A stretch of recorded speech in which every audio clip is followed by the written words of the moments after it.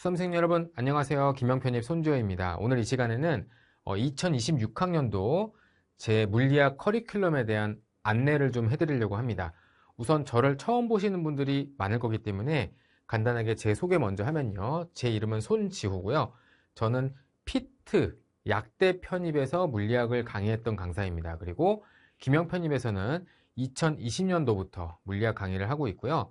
그리고 저도 여러분들처럼 편입을 시도했던 적이 있습니다. 제가 공대를 졸업하고 치과대학 편입을 준비해서 합격을 했고요. 지금은 졸업을 한 상태고 의사로서도 활동을 하고 있습니다. 자, 일단 여러분 우리의 목표는 합격이죠. 연대, 고대 합격입니다. 제가 여기다가 몇 개 편입 합격한 학생들의 수기를 좀 올려놨는데요. 안녕하세요 선생님, 고려대 편입 합격하였습니다. 고등학교 때 물리를 배운 적도 없지만 선생님 덕분에 합격하였습니다. 뭐 그런 내용입니다. 고등학교 때 물리를 배운 적이 없다. 그래도 합격할 수 있습니다. 자, 두 번째 연대 합격생인데요. 고등학교 때 문과생이었어서 다른 강의들을 들었을 때 이해가 쉽지 않았다.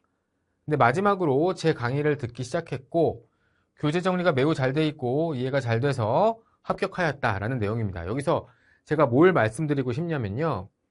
문과였다. 나는 물리를 배워본 적이 없다. 그거 상관없습니다.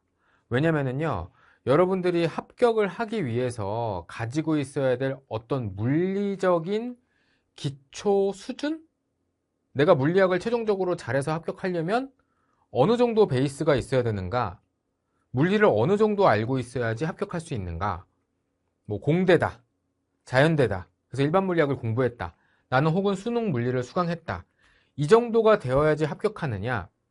뭐 이 정도 돼 있으면은 나쁠 건 없겠죠. 근데 제 수업 중에 기초 기본까지만 들으면 이 정도 수준으로 바로 올라갑니다. 그렇기 때문에 내가 노베이스라고 해서 겁먹으실 필요가 없어요. 기초 기본까지만 들으면 노베이스에서 이 정도 수준까지 올라가기 때문에 제가 앞에서 보여드렸던 이런 합격생들 있죠? 이런 합격생들처럼 금방 단계가 올라갈 수가 있어요. 그래서 수업만 잘 들으시면 되고요.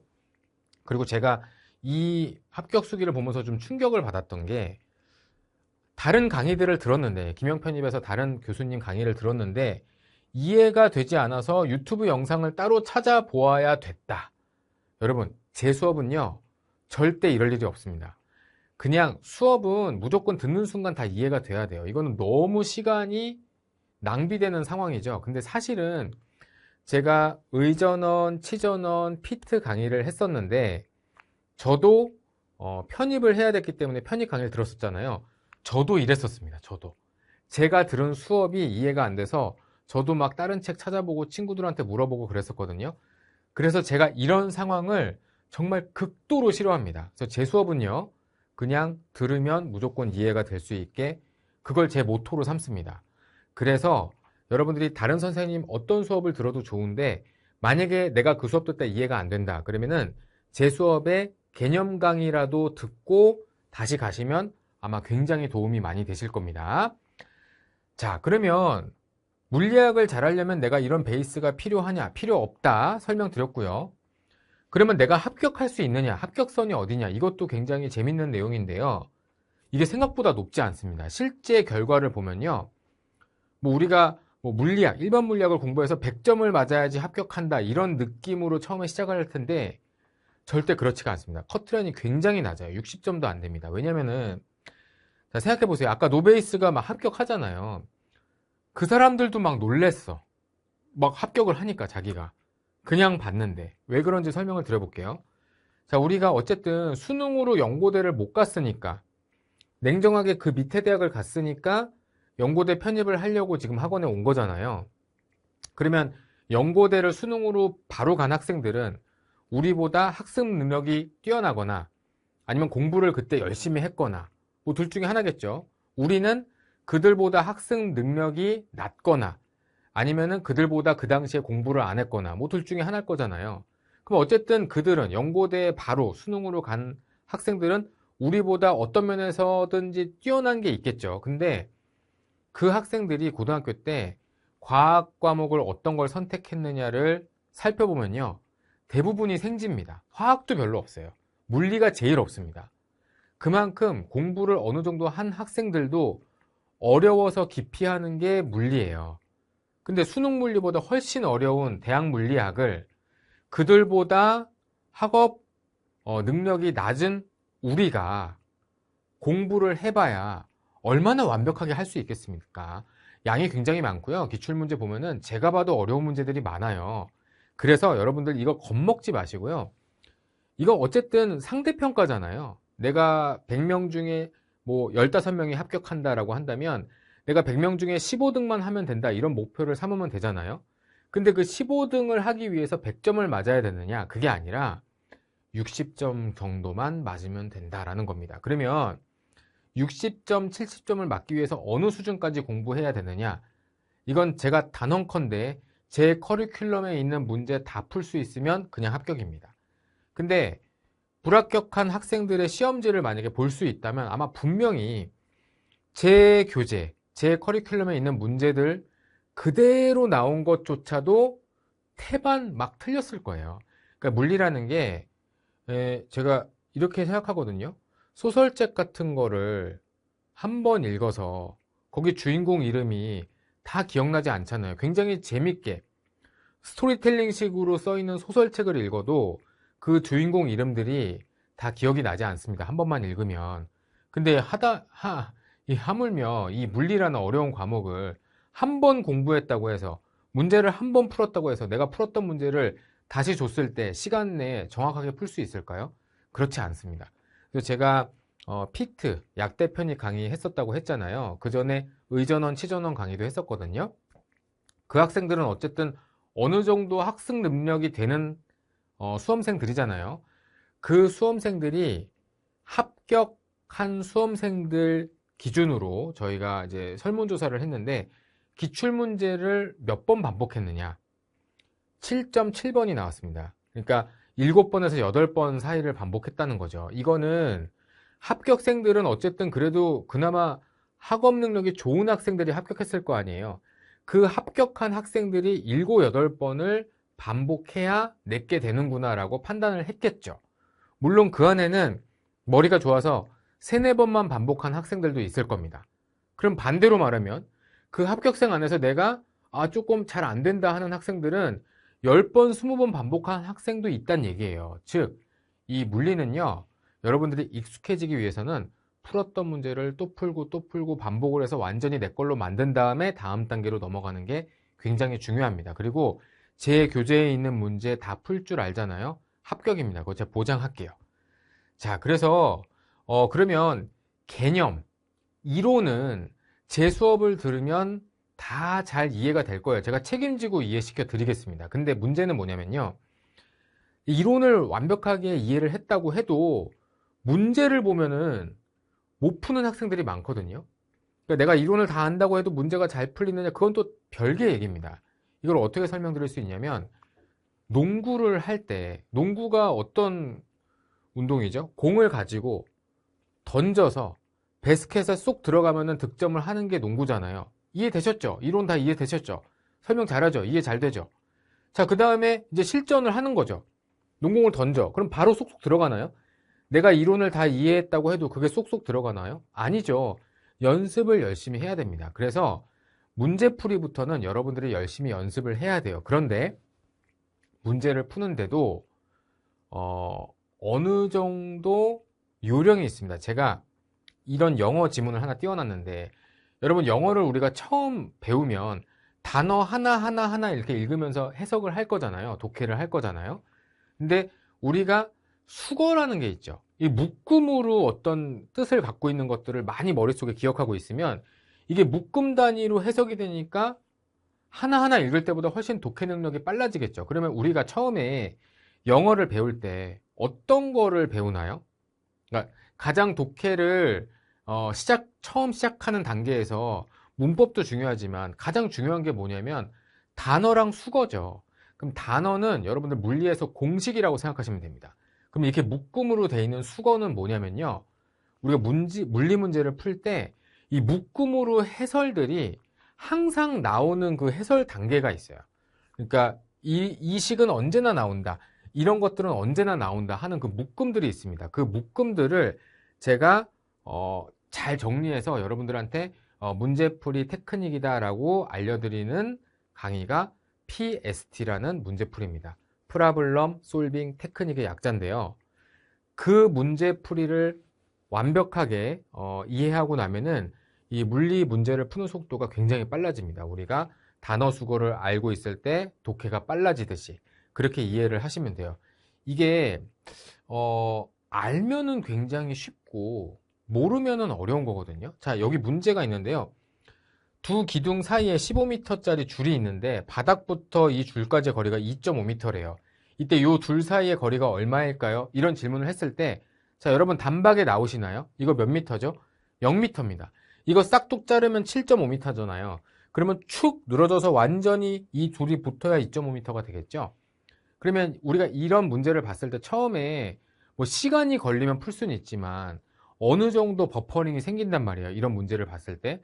근데 이미 이런 것들을 다 제가 해설을 말해 드리고 나면은 다음에 봤을 때는 쉽잖아요. 그런 식으로 어떤 문제를 봤을 때 내가 처음 끙끙대면서 푸는 것보다는 어느 정도 제가 가이드를 주고 어느 정도 수준까지 올려드린 다음에 그 다음부터 여러분들이 실력을 올리는 게 훨씬 더 쉽습니다. 쉽게 말해서 여러분들이 이해하기 쉽게 다시 한번 설명드려 볼게요. 우리가 수학 문제를 풀 때 그런 고민을 많이 하거든요. 이걸 내가 풀릴 때까지 끙끙대고 보고 있느냐, 아니면 조금 보다가 안 풀리면 바로 해설지를 보고 푸느냐. 이게 의견이 반반이거든요. 근데 저는 이렇게 생각해요. 처음에는 해설지를 보고 풉니다. 그러다가 어느 정도 내 실력이 차면은 그때부터 내가 한번 내 힘으로 풀어보자. 이렇게 돼야지 처음부터 이거를 뭐 단어도 잘 모르는 상태에서 이 문제를 잡고 있는다고 해봐야 사실 실력이 늘긴 늘겠지만 굉장히 천천히 늘어요. 우리는 단시간 내에 이 입시라는 거를 빨리 성적을 내고 합격하고 끝내야 되는데 이 뭐 시간을 세워라 내워라 할 수 없거든요. 뭐 고1 들어가서 내가 3년 후에 수능을 본다 이러면은 뭐 풀릴 때까지 고민해 본다 이런 게 의미가 있겠지만 지금 저희는 6개월 1년 안에 빨리 일반 물리학 끝내고 나가야 돼요. 그러면은 정말 빠르게 영어 능력을 향상시킬 수 있는 방법이 뭔가요? 그냥 단어 수거 달달달달 외우는 겁니다. 마찬가지로 이 물리도 어느 정도까진 외우고 그 다음 단계에서 내가 풀릴 때까지 고민을 해본다. 그 능력치까지 올려드리는 게 저라고 생각해요. 제 몫이라고 생각해요. 자, 이렇게 높은 산이 있는데요. 여기서부터 처음부터 쭉 올라가려면 굉장히 힘들죠. 근데 제가 손지오라는 자동차가 여러분들을 이 정도 수준까지 딱 올려주고 자, 이 정도까지 올라갔으니까 나머지는 네가 올라가 하면은 요만큼만 스스로 하는 건 쉽다는 거죠. 여기까지를 손지오가 해준다라고 생각을 하시면 됩니다. 자, 이제 커리큘럼을 하나씩 소개해 드릴 건데 커리큘럼은 두 개로 크게 나뉘어져요. 이론, 개념 과정, 그 다음에 문제풀이 과정. 이론 과정은 세 가지입니다. 기초, 기본, 심화. 기초는 정말로 물리를 아무것도 모르는 물리 대머리들에게 풍성한 물리카락을 심어주는 물리의 벽 허물기 단계입니다. 그래서 문과 학생, 물리 어려워하는 학생, 고등학교 때 물리 선택하지 않고 물리 모르는 학생, 이런 학생들 모두 대상이 되겠습니다. 기초과정 굉장히 쉽게 차근차근 자세하게 설명드릴 거고요. 그 다음 단계가 기본과정인데 기본과정까지도 제가 정말 쉽게 차근차근 설명을 드립니다. 그래서 필수, 물리학 전범위 중에 필수 핵심 내용. 기초과정은 전체 범위 한 15% 정도고요. 기본과정은 전체 범위 한 50% 정도. 그리고 심화과정, 마지막 과정은 전체 과정 100% 이렇게 생각을 하시면 되겠습니다. 순차적으로 여러분들이 이론 강의를 쭉 들으셔도 되고 나는 조금 물리를 빠르게 시간이 얼마 남지 않아서 좀 빠르게 하고 싶다. 그러면 기본 심화 혹은 정말 더 빠르게 하고 싶다. 그러면 심화부터 이렇게 들으셔도 됩니다. 근데 심화도 다른 선생님 수업에 비해서는 정말 이해가 잘 되실 겁니다. 네, 제가 개념 강의 자체는 장단컨대 듣고 이해 안 되는 일은 없을 거다. 만약에 다른 수업 듣다가 힘들면은 잠깐 제 수업 그 파트 듣고 다시 가시면 도움이 될 겁니다. 자, 그 다음에 이제 기출문제 풀이와 핵심 내용 정리라고 돼 있는데요. 기출문제는 연고대 기출문제니까 당연히 여러분들이 열심히 공부를 하셔야 되는데 아까 말씀드린 대로 기출문제에 어려운 문제들도 있을 거예요. 그러면은 최대한 그거를 열심히 반복하셔서 머릿속에 집어넣은 다음에 고대 시험 볼 때 서술형 내가 알고 있는 거 쫙 써내면은 상당 부분 점수로 인정받을 겁니다. 그래서 기출문제 풀이 열심히 공부하셔야 되고요. 사실은 기출문제 풀이 전에 저는 이걸 먼저 하시길 권합니다. PST, 프라블럼 솔빙 테크닉이라고 해서 트레이닝이라고 해서 여러분들이 물리 문제를 풀 때 요 정도는 알고 있으면 굉장히 응용력이 좋겠다라는 문제들을 모아서 아주 알짜로 만든 문제집입니다. 문제집 3권으로 되어 있는데요. 저는 모든 교재를 다 무료로 드리기 때문에 이 문제집도 그냥 받아서 푸시면 됩니다. 제가 교재를 이번 연도도 이벤트를 해서 다 무료로 드릴 거예요. 그래서 이 PST 안에 있는 이 3권 안에 있는 문제만 완벽하게 복습하시면 여러분들 충분히 합격권까지 들어가실 수 있을 겁니다.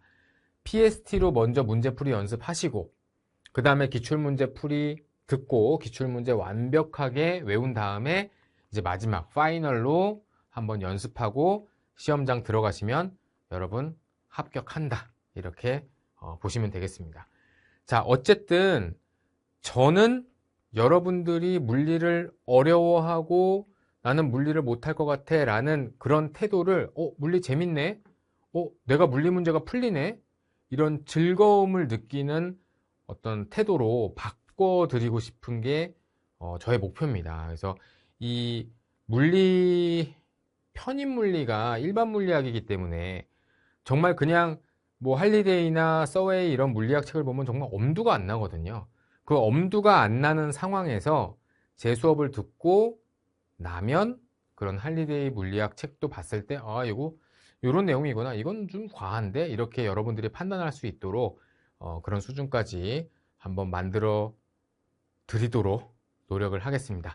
자, 이것으로 올해 2026학년도 커리큘럼에 대한 커리큘럼 안내를 마치고요. 저는 기초과정 수업 때 뵙도록 하겠습니다. 감사합니다.